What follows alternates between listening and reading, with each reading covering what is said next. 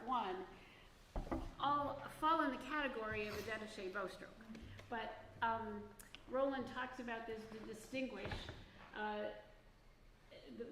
so the speed of the détaché strokes may range from slow to very fast. And the slow détaché overlaps with sustained strokes, which he calls sans filet. And he says, so this is the detail orientation of Mr. Rolland.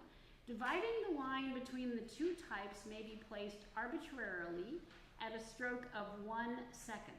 When the stroke is faster than this, we may speak of détaché. When slower, we speak of sustained strokes.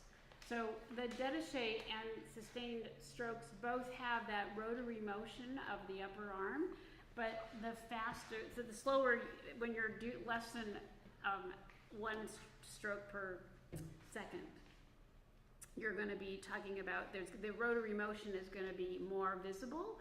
And when you're doing détaché, it's more of an involuntary action. As we've talked about before, that sometimes when you're doing this rotary motion we're looking at the rotary motion of the upper arm, it's hardly visible, but it's always present.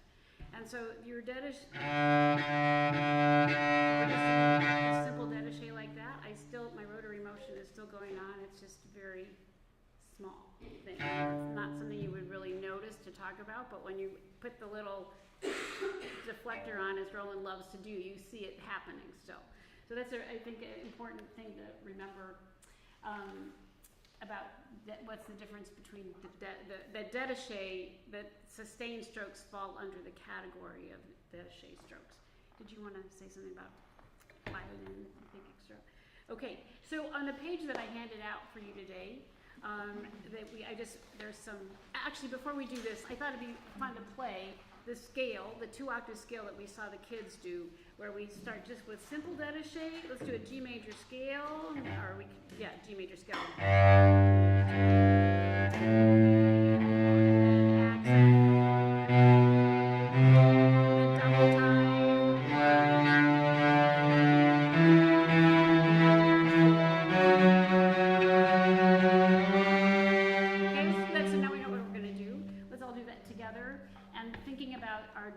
Bow stroke and this keeping the upper arm and just everything moving easily.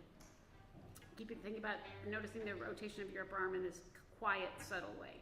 Okay, 1, ready, go.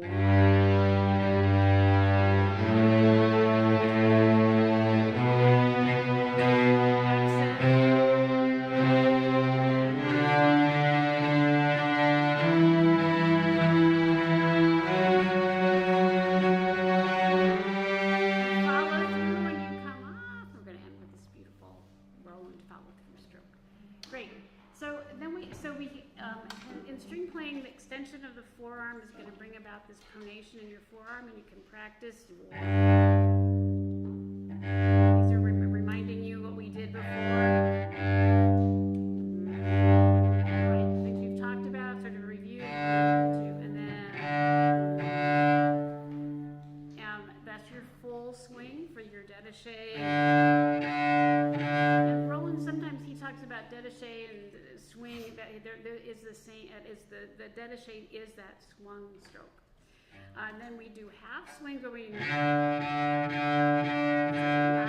whole bow, and half swing. These are all different. Observing that rotation of your upper arm. It's all this instinctive swinging actions.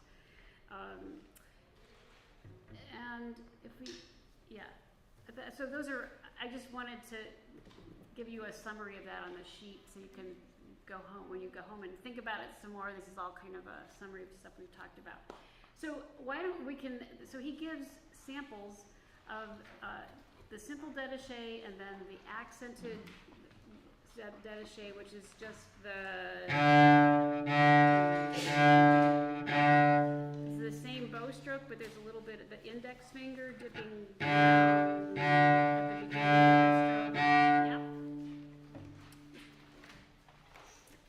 Yep. When you do détaché, he said in the film, the floating arm. And that image has worked really well for me in my teaching. I have an adult student horn player taking lessons from me on a 5-string. Did I mention her already? She loves the 5-string because she can teach. She's teaching orchestra at a high school level. She's keeping up with them and asking me tons of questions. She's a very smart person. But she was having trouble with this very stiff arm, and I was trying to get her to have that floatiness. And I said, it's like, put the baby on the pillow. That's our favorite conductor says that, you know, to start a tone. And she still did okay, and then I thought, I've got to have another image for her. And I had just bought a Squishmallow this big. Do you know what a Squishmallow is? Yeah. You have to see what a Squishmallow is sometime. Just, can you pull one up? Yeah. They're all different characters, and they're the softest stuffed pillows with faces on them of different sorts. This one is a shark because my 2-year-old granddaughter loves baby shark. And so she's going to get that next time. Oh my gosh. Okay. I had just bought it because they're coming in July, and I picked this Squishmallow up. It was one of the bigger ones. They come in different sizes. And I said, oh, Lauren, here, can you be Lauren for a second? Just stand up, and I'm going to pretend like bring your violin. Actually, with your violin, because it's the bow arm we're talking about. And just turn and face everybody. And I'm going to pretend like I have a Squishmallow here. Actually, let me grab something. Let's pretend like Ellie is the Squishmallow, and I was holding this giant pillow. Now, to get ready to just play open D a few times on quarter notes, and I said, now raise your elbow a little bit, because I want you to rest your elbow onto this lovely, soft, super soft Squishmallow. Got the idea? Now I'm going to let go with the Squishmallow. Now you just play with that same feeling and play.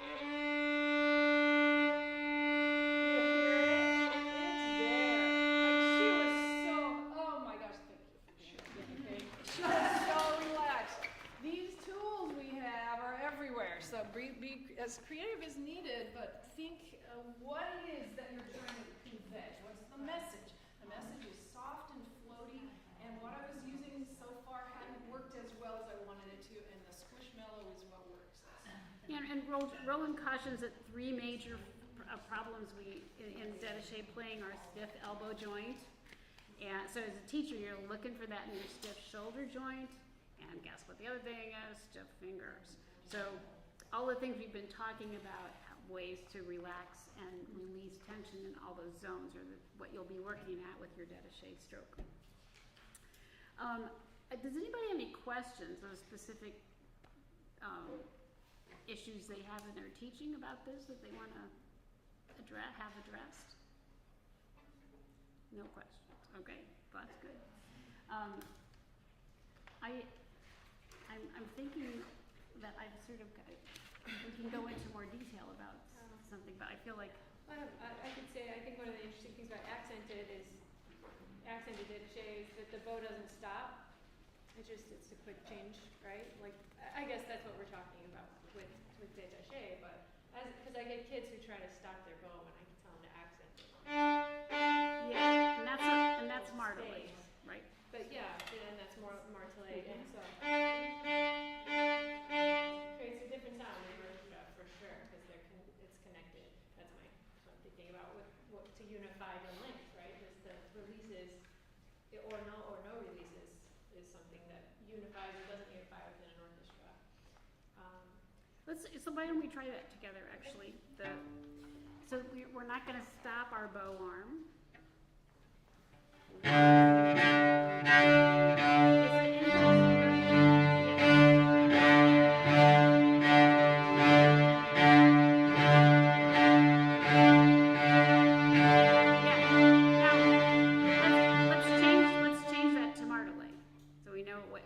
Articulation we're going to get here. We're just going to have a stop bow.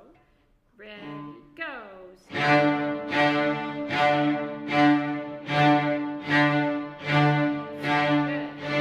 so let's do four martelé and then 4 accented détaché. Is that? Yep. Do you have anything to say about the martelé? Actually, swing your elbows. Remember, it's a swing stroke, and sometimes we go back into default of how we've always done it. So keep in mind always, and even if you think you're doing it, maybe you're not exactly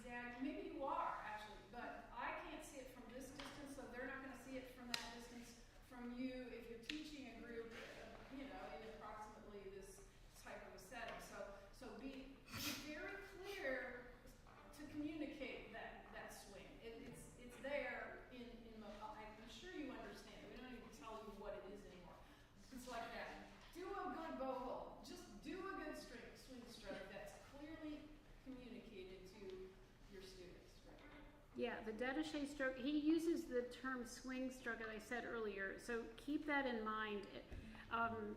It is, the elbow is leading this stroke always, always. Okay? So we're going to do, we said I said martelé and then accent and détaché, right? Okay. 1, 2, 3, 4.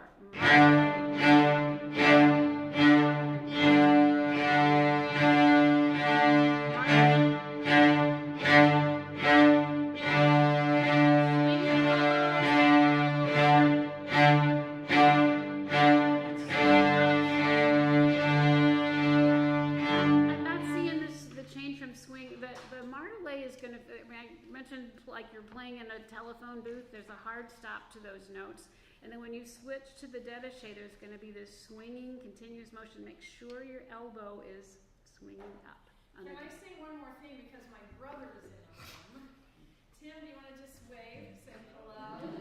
He lives in North Carolina, so he came to say hello to a few of us. Actually, he's a tinkerer and has a garage full of stuff. He was an engraver for a drum, Selmer, was it company, or Pearl? I did Pearls and Ludwig's. And Ludwig, special edition drums, snare drums, where there was carving all the way around, engraving on the metal all the way around. So very talented, if I may say so. But I am very worried about my chin rest breaking at some point in the near future, maybe. I haven't seen any evidence of it yet, but it's getting very old. Mine and Samantha's are the last two on this earth that I know about. And so Tim has a 3D printer. And so I am going to see what I can do to ask him. He needs dimensions, and he's going to look at it in a few minutes. But over the lunch period, or just right when we break, if any of you others are interested, I know a couple of you are already, to try out my chin rest or Samantha's, because it's the same shape and the same size even. Is it a number 2 on yours as well? Mine's built up a little bit, but that way I'll know that my future might still be secure, and Samantha's most important. So the other thing I want to say is about having a brother in the room. When I teach this elbow movement, here's how I say it to my students. How many of you have a sibling? Be my students. How many of you have a sibling? Have you ever wanted to not let your parents know that you're aggravated with your sibling, and you get real close to him and go like this? And smile? That's the movement of the swing stroke. So try it right now and think like you have a sibling and you just want to and that's actually the accented détaché, the sound that you'll get with that without stopping the sound. Okay, here we go.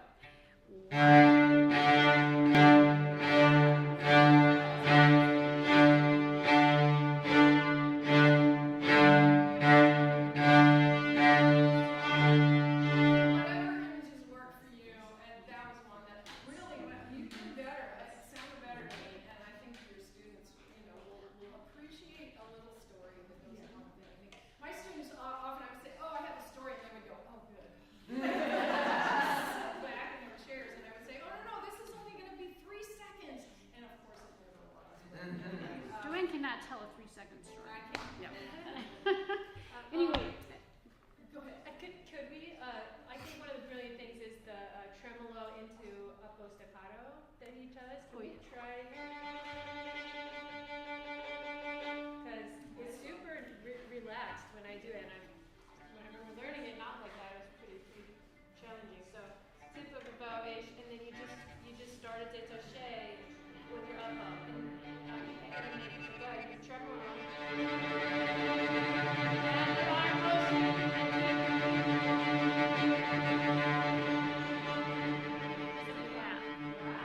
So you're not. Let's go up.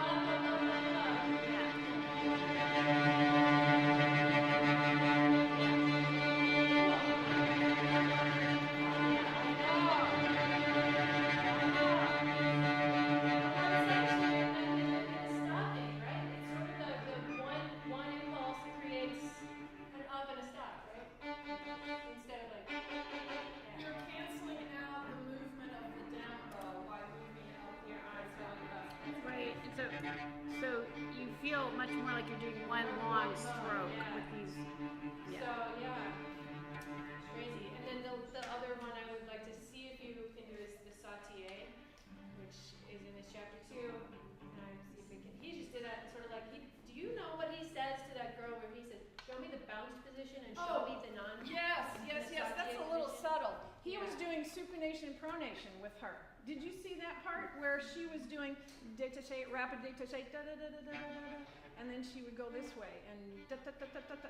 It would flip off the string. So find your sweet spot. Oh, go ahead.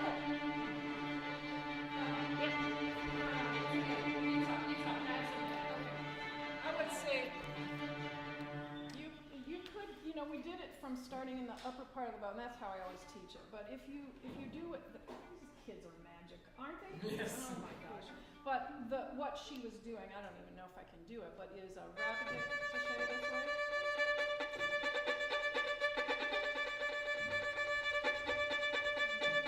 I'm just this way and this way, and you can't have a lot of pressure when you're doing the rapid détaché. Try it.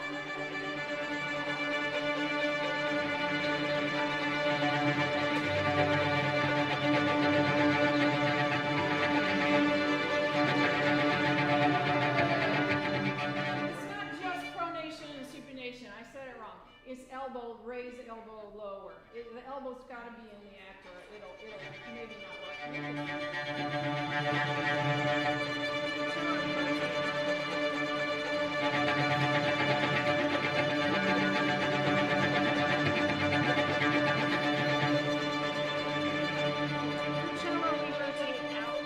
Yeah. The last thing I would say is if your students are doing everything right, they look so great and they're doing what you're telling them, and they can't do sautier, pick up their bow and try it yourself. They may have the worst bow in the world and you wouldn't be able to do it on their bow, so why are you, I found myself getting a little irritated, like, come on, what's the matter, why isn't it working? And then I would just try it on their bow and it wasn't working. So these carbon fiber bows are not that user friendly for this stroke. The carbon fibers. Have you found that? Well, I cannot stop. okay, yeah. So don't teach them the stroke by rapid détaché, and just if it doesn't bounce off the string, You can let them use your bow. yeah. and if you, and with these, when you're doing sort of these different bow effects, Polenio and introducing these different sounds, the Irritable Cuckoo is a really wonderful song in the Rolland, in the Fletcher books. So it's fun to do with the students. We have a couple of announcements